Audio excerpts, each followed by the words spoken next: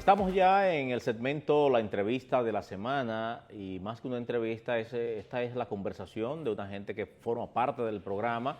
Es nuestro asesor en materia internacional, educador, diplomático, político, comunicador, Janel Ferreras, a quien le damos la bienvenida después de varias semanas sin estar con nosotros. Ya está aquí, así que saludo, hermano, ¿cómo te sientes? Un placer, Leandro, para mí saludar al pueblo dominicano en este de los primeros espacios que hacemos después de una importante visita a la República de Guatemala. Te vi por Guatemala, ¿qué tal te fue por allá? Muy bien, fuimos a participar y a dar una conferencia magistral sobre el liderazgo democrático y su efectividad, sobre todo en estos tiempos donde es tan necesaria la fortaleza democrática en los pueblos americanos.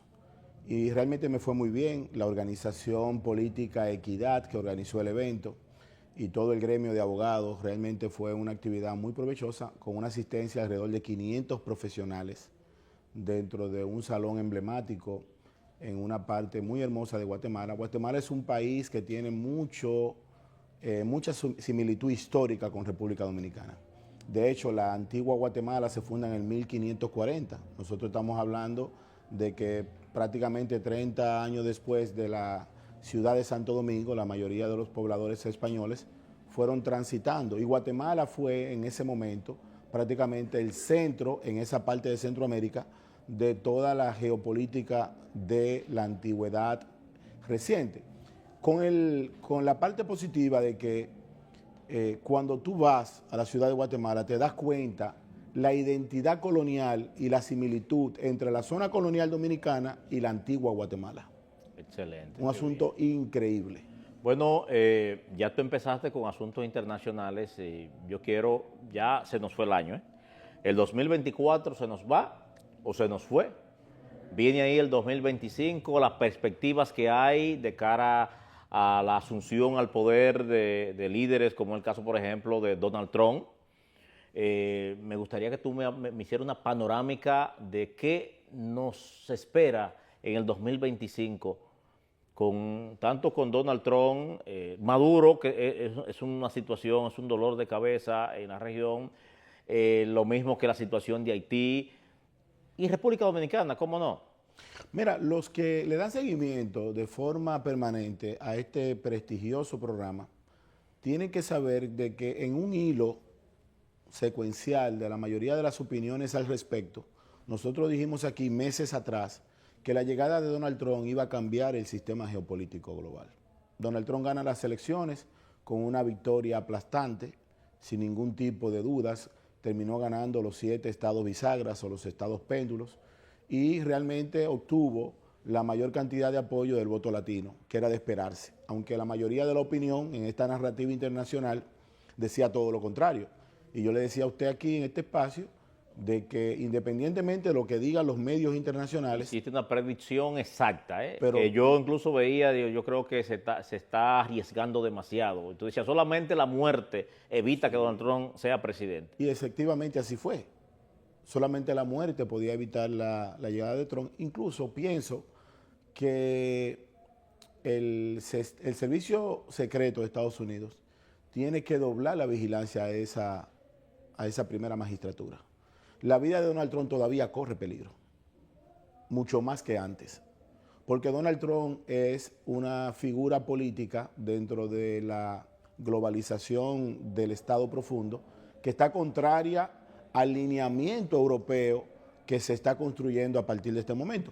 Por eso, en esta pregunta que tú me haces, te das cuenta de que a partir que se dieron los resultados en Estados Unidos, el mundo entra en crisis.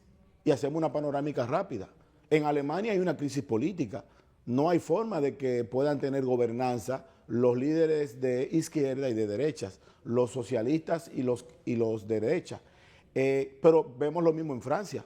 Es prácticamente un hecho de que ya el presidente de Francia tendrá que colocar y someter al Congreso un nuevo primer ministro que ha sido destituido por la Asamblea. Pero si vamos a otros estados como Corea, por ejemplo, que es un país extremadamente tranquilo, Corea del Sur, que hay una pequeña confusión, porque realmente se establecía de que el país con conflicto era Corea del Norte. En Corea del Norte han instalado una dinastía de los Kim que tienen aproximadamente una secuencia de abuelo, hijo y nieto. Pero en el caso de Corea del Sur es un asunto muy asombroso. El presidente de Corea del Sur ha declarado la ley marcial, que es un elemento declarado por efectos militares para suplantar el poder político constituido a través de un Estado. Ese decreto le da todo el poder a las Fuerzas Armadas para que controlen Lo que sistema. establece la ley marcial, para que la gente entienda, la ley marcial establece la suplantación de un gobierno civil por un gobierno militar. Y que a partir de ese momento los militares tienen el control. Pero encabezado por el presidente de turno, obviamente, ¿no? Realmente no. Él cede sus poderes también. No solamente que lo cede, que a partir de ese momento son los militares que tienen el control de las calles. Ya se levantan todas las garantías constitucionales de un Estado. Ya usted no tiene que ser apresado por una orden judicial. Las garantías democráticas se van todas a pique. Ya no hay libertad de expresión, libertad de tránsito, libertad de... No hay libertad de culto, ni libertad de tránsito. Libertades políticas tampoco. Ni libertad de protesta, no hay libertad de huelga, no hay libertad de nada, porque una ley marcial lo que establece es que el Estado está en guerra. Es una dictadura prácticamente. Una dictadura para salir al frente de un estado de guerra. Pero es una costumbre, según veo la historia, en Corea del Sur. No, no es una costumbre. La última vez que se hizo fue mediante una dictadura, hace más de 40 años.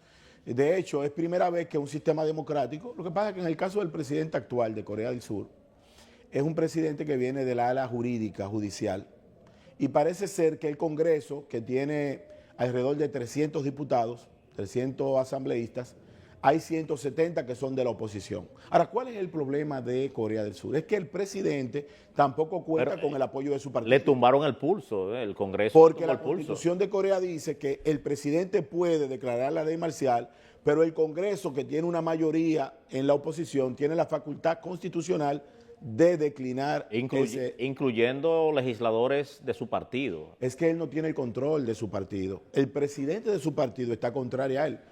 Este programa que va a salir en esta semana en horas de la noche, es muy probable que para la fecha ya esté colocada la destitución del presidente. Es más, yo creo que él no va a seguir gobernando Corea del Sur. Hay una destitución. Entonces, cuando vemos la panorámica, Leandro, una crisis entre China y Estados Unidos en una guerra fría moderna, estableciendo los puertos de profundo calado como principal prioridad y el sistema económico. Europa prendido en llamas. Una crisis económica en España, una crisis económica en Alemania, una crisis económica en Francia. Estoy hablando de que los países que componen el G7 y los principales países del G20 están todos en una crisis. En el caso de Francia, su gran problema es que el déficit fiscal de su presupuesto duplica la media en Europa. Es prácticamente de un 6% su déficit fiscal. Pero cuando tú vienes a América, entonces te das cuenta que tenemos una guerra civil prácticamente en Ecuador, tenemos una crisis política en Bolivia, tenemos un desmonte ideológico en Cuba, producto de la energía, y tenemos una transición caótica en Venezuela. O sea que nos espera un 2025 sombrío. Muy catastrófico, y es normal porque lamentablemente la llegada de Donald Trump cambia el ajedrez político. Háblame de eso, de Donald Trump como principal figura, que es uno de los acontecimientos más importantes, ya la toma de posesión del presidente de la primera potencia del mundo. ¿Cómo va a influir, cuál será el papel de Donald Trump en esa panorámica, en esa vorágine que tú me acabas de presentar de todo lo que se prevé a devenir y lo que estamos pasando en la actualidad? Los imperios rigen un sistema de dominio piramidal sobre el resto del mundo. Para que un imperio sea imperio, imagínese usted una pirámide, en la cúspide de la pirámide está el imperio. Lo que el imperio decide, la parte media y base de la pirámide lo va a asumir. Si nosotros vamos a hacer un recorrido por los países de Centroamérica, por ejemplo, que recientemente participé, la mayoría de los países centroamericanos tienen una cultura estadounidense. El mismo comercio, el mismo formato, la misma forma de desayuno, las principales tiendas de Norteamérica, todo es un poder blando. Entonces, ese ejercicio democrático de Estados Unidos alrededor del mundo se está viendo amenazado por una ruta de la seda. La inauguración en el Perú del puerto de Chancay, que es la principal instalación portuaria de Sudamérica, construida por los chinos, que tendrá como elemento principal de que una sola naviera va a operar el puerto, establece una gran amenaza para el poder blando de Estados Unidos. ¿Por qué razón Donald Trump en el papel coloca a Marcos Rubio como jefe del Departamento de Estado? Es que Estados Unidos se dio cuenta que mientras se ocupaba de Europa y de Asia, descuidó a América Latina. Y hoy la mayoría de los países de América del Sur tienen una balanza comercial favorable con China que con Estados Unidos. Bueno, pues, particularmente aquí hay negocios chinos que son increíbles, la No, cantidad aquí de plazas. La Duarte con París, durante mucho tiempo, en nuestra juventud, cuando nuestras madres decidían comprar los útiles escolares, la Duarte con París era una zona criolla y libanesa y de otros aspectos, los Lama, Sí, sí. los Isa, eran familias de esa parte de Oriente Próximo, Oriente Medio. Hoy la Duarte y toda esa zona es china y haitiana. Y no solamente haitiana en mano de obra, haitiana en capital. Nosotros hemos hecho un desmonte total de la cultura dominicana respecto a eso. Y eso sucede en la mayoría de los pueblos. En las grandes provincias de la República Dominicana, en todas, desde Nagua hasta Neiva, Sí, sí. hay una tienda grande china que vende desde redecillas hasta champú. Y lo grande es que la mano de obra es haitiana, ilegal. Exacto. Y O sea, que es una situación que creo que las autoridades deben ponerle atención a esto, ¿eh? Y en algunos restaurantes se da la mala costumbre, la mala práctica de que no quieren cobrar con tarjeta de crédito. Eso también es para evadir compromisos Y fiscales. muchas tiendas de ellos también no No aceptan, no aceptan tarjeta. Es tarjeta, efectivo. o sea, que están totalmente, incluso no pagan impuestos muchos de ellos. Y como el comercio va a determinar la cultura de los pueblos en el sentido del poder adquisitivo, si tú vas a comprar un vehículo en $100,000 y yo te vendo otro en 60,000 con la misma característica, tú vas a decidir por el de 60, porque tú vas a apostar a tu bolsillo. Entonces, en ese juego económico, hoy se enfrentan dos grandes potencias. Una competencia desleal China, totalmente. pero eso Trump establece la paridad de aranceles a esos países que van a hacer comercio con China.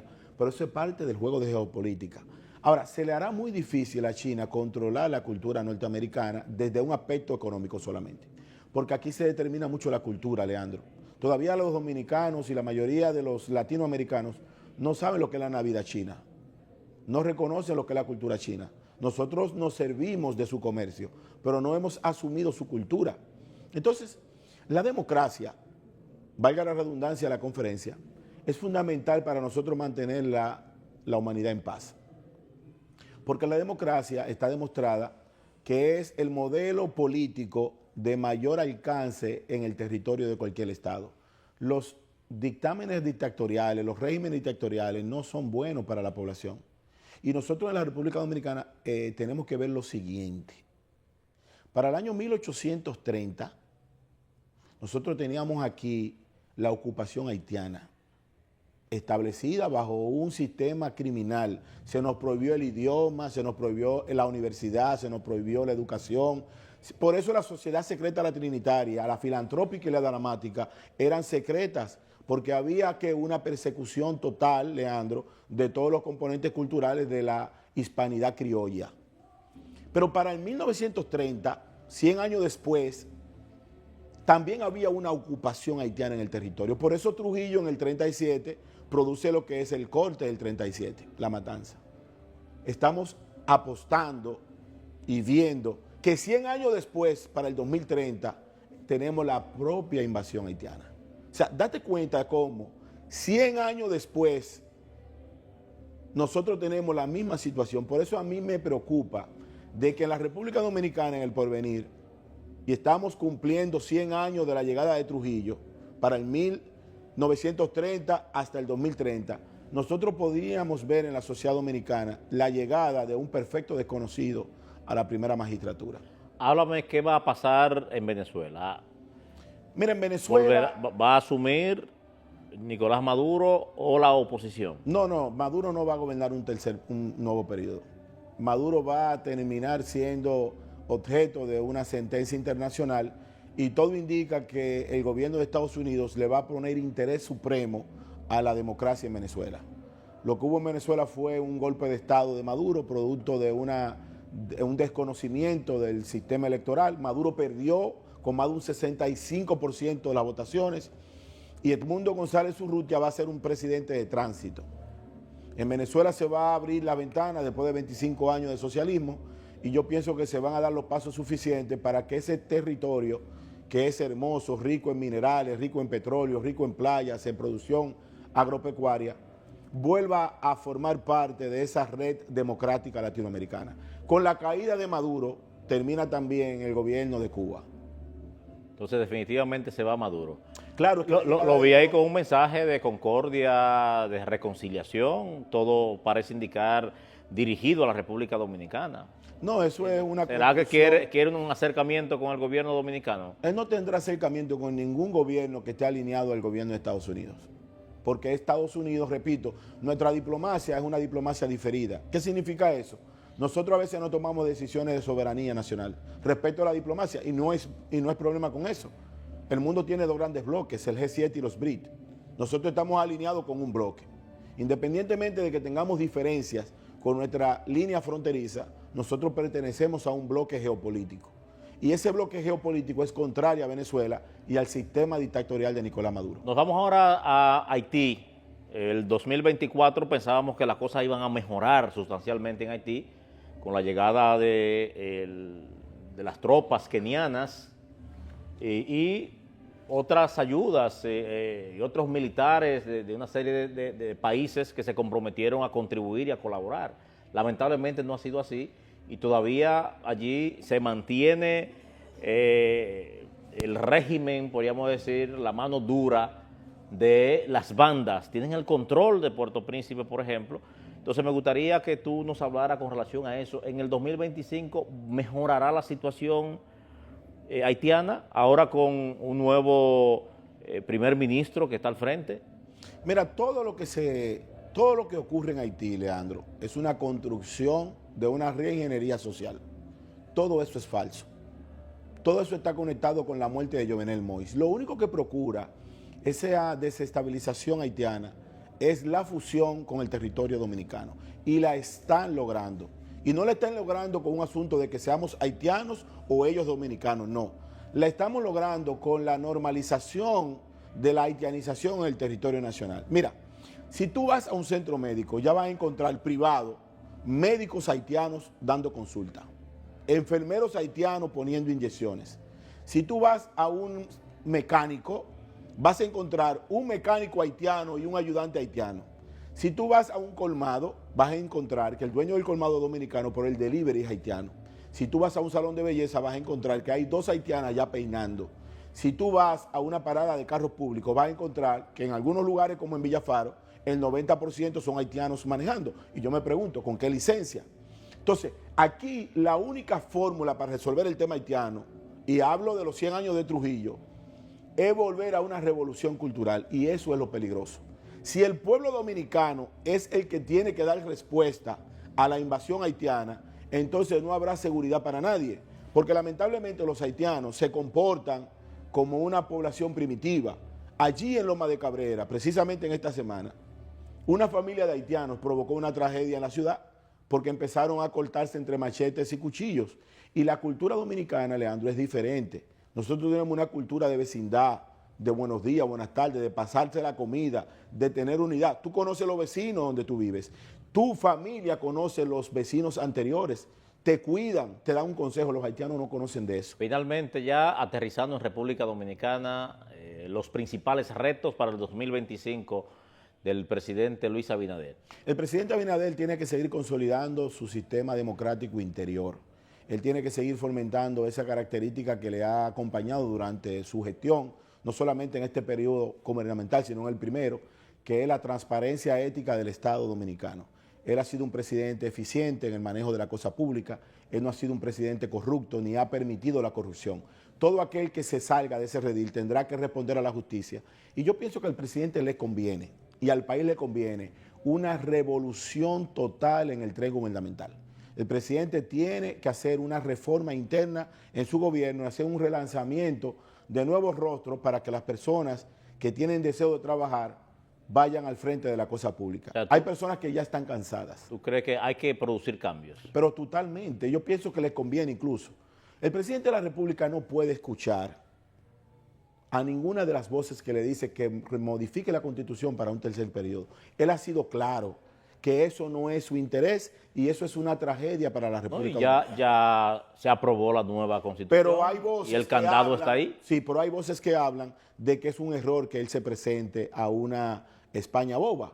El presidente tiene derecho a decir que no va. ¿Cuál es el problema? No hay manera, ya no hay manera que el presidente retroceda. Pero todos los que están hablando de eso, es más, mira, los miembros de la sociedad civil, por ejemplo, que están acompañando al presidente en su gestión gubernamental, el 20 de diciembre del 2028 lo van a negar como Pedro negó a Jesús.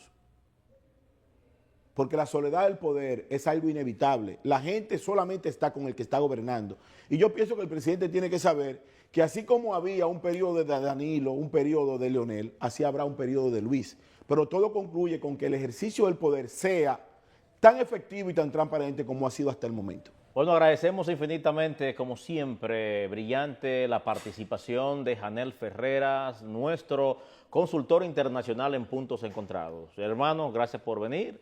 Esperamos vernos pronto otra vez por acá. Agradecido, Leandro. Feliz Navidad. A ustedes las gracias por la sintonía. Será hasta nuestra próxima entrega. Bendiciones para todos. Felicidades.